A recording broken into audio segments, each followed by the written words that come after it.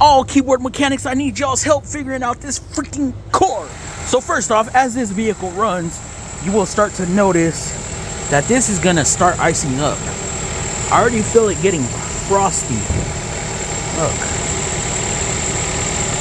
As I scratch it, you can see some of the ice starting to peel off.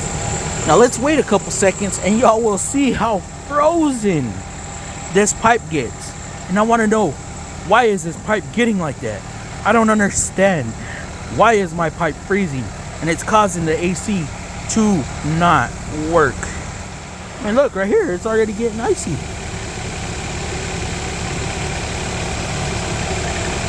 Look. I could stick my tongue to it and it'll get stuck. Oh, look at down there. Oh my goodness. And that's next to the manifold, which is warm, but yet it's still freezing. So I got my low side pipe freezing up. As y'all can see, it is really getting icy now. Really getting icy. Oh my goodness. Like, look, I wet my finger and I'm gonna stick it there. Oh, and it's getting oh my goodness. Woo, boy, that was a close one. Imagine, I've had it to the point where I've stuck my finger on something cold and then I actually peeled the top layer of my skin back when I was Idaho and I was a young pequeño boy.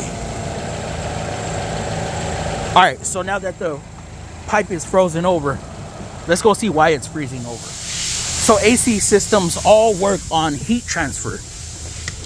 So if you have cold refrigerant going through the evaporator, it relies on the hot air from inside the cab or the warm air from inside the cab to keep that from freezing up, the evaporator from freezing up. So no air is flowing over it. As y'all can tell, that blower is on, but I have no blower coming out of the blowholes, indicating I have a blower motor issue. Here's where I need y'all's help with this also, because when I check power and ground, I got power on both sides. So black wire is my power wire, 13.8, 13.6, and that should be my ground on the white, and I'm also getting power. So I'm getting power in and power out. Why is that? I should have power and ground. Is my blower motor messed up, or do I have an issue further on down the circuit somewhere, whether it's a resistor or the actual control head? And if you have made it to the fuller lengther video, here we have what I was talking about, because I know the clowns are gonna comment, oh, you don't know, you got to take to the internet. So we have a variable blower control, variable resistor right here. That is actually computer controlled. It's not like a normal blower motor resistor. So this actually outputs, if you will, as a duty cycle. So that right there has failed and is not sending a duty ground to the motor or to the blower motor. So that has failed in a way to where it's unable to temporarily ground the blower motor, because this is what grounds the blower motor. So it's not grounding the blower motor and sending 75%, 60% duty cycle, meaning it's going to be on 60% off, 40% on, 60% off, 40% on, vice versa, depending on the blower fan speed. Now the reason for this pipe freezing up is because you have no airflow going over the evaporator to warm up the evaporator. So this is just blowing cold. It's cold, cold, cold, cold, cold, cold, cold, cold, getting colder, getting colder, getting colder. Actually, it might be starting to melt. It might have shut itself off. Let me turn this back off. Now this customer does have an AC concern. They said that it was blowing cold on one side, hot on the other, which I'm taking the brake switches off right now so I don't kill the battery, because I do have the brake pedal assembly out, because that VBC right there, and it goes right there in that hole somewhere, in the hole. Oh, I don't know if, there it is. Or you can see the cutout barely behind that wire. It's in a pain in the butt spot to get to, but I need to get this blower issue resolved before I can chase an actual AC issue. Now, the way they described it was it blows hot on the driver's side, cold on the passenger side.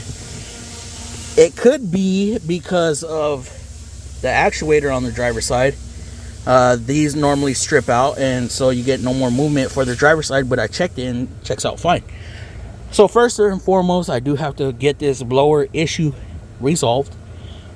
I'm going to recommend the VBC variable blower control module, and hopefully they buy it. If not, well, then it's going to leave here with an inoperable blower motor. So this is the first step. Now, look at what I had to do. Take apart this side. I took apart that side just to get to the blower motor. Got to take the whole glove box out, and in order to get the glove box out, you have to remove the radio, because there's a piece that goes under the radio and the radio clips into it like this. So on the piece for the glove box, the radio has a piece that goes in like that. So you got to remove the radio, get that glove box assembly out, and then you can go on that way. I had to check to see if I had power and ground at my blower motor, which I didn't. I only had power in, power out, indicating there's a ground side issue. Okay, so that's why I like my power probe, because if I got power on one side, ground on the other, I know it's a component. If I have power before and power after the component, I know I have a ground issue, because we need to see power on one side, ground on the other. And if I see ground and ground, then I know I have a power issue, more than likely a fuse. So ground is always going to go up towards power up until there's a breaker, an opener, resistance. Power is always going to go towards ground all the way up until you have a resistance, an open, or whatever, or a resistor, or a load. Okay, so you should have 12 all the way down. It's like a water hose. Okay, you're going to have pressure. Okay, you have pressure at the end of your hose. If you put your thumb over it and block the water, you have flow all the way through. You put a sprinkler on it, boom, that's your load. And as it spins around, that's your flow. Whatever is coming out, that's your flow, that's your amperage. So electricity is very much like the flow of water. You got pressure, you have pressure all the way up until the end, wherever you have the cutoff, okay, where it's blocked out or resisted. Then you have your load, which is normally a sprinkler or a kink, which creates resistance. And then, of course, the spray is going to be the flow or the amperage and the work that it's doing. So, I love power probes. If you made it this far, congratulations. Because I know the clowns that are thinking that I actually needed y'all's help on the internet, they're going to town in the comments. But I need to get this. I need to put my tools up. I got a PDI to do. Good thing about this new place is they let us do PDIs. And I save mine for the end of the day, because it's like a kid in a candy store.